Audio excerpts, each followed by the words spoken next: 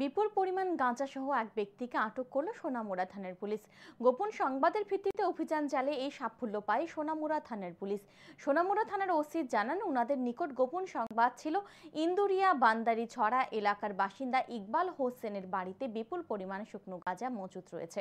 সেই সংবাদের ভিত্তিতে সোনামুড়া মহকুমার ডিসিএম, সোনামুড়া থানার পুলিশ ও বন দপ্তরের কর্মীরা ইকবাল হোসেনের বাড়িতে তল্লাশি চালায়।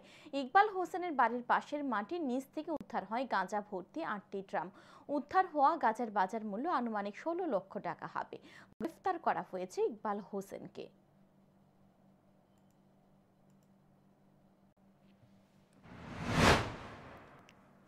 তো ওই জায়গাতে গিয়ে যখন আমরা বাড়িটা কর্ডন করি, তখন আমরা ওইখানে ইকবাল হোসেন করে একজনকে ডিটেইন করি ওই বাড়িতে। তারপর আমরা বাড়িটা সার্চ করার সময় বাড়ির যে ডুয়েলিং হাট তার পাশেই মানে মাটির নিচে ড্রাই গাঁজা ড্রামের মধ্যে লুকোনো ছিল। তখন আমরা মাটি খুঁড়ে যখন বের করলাম, total 8 drums, total wait 345 KG dry গাঁজা উদ্ধার করা হয়েছে। যে ড্রাই গাঁজার বাজার আনুমানিক মূল্য 15 থেকে 16 লক্ষ টাকা হবে।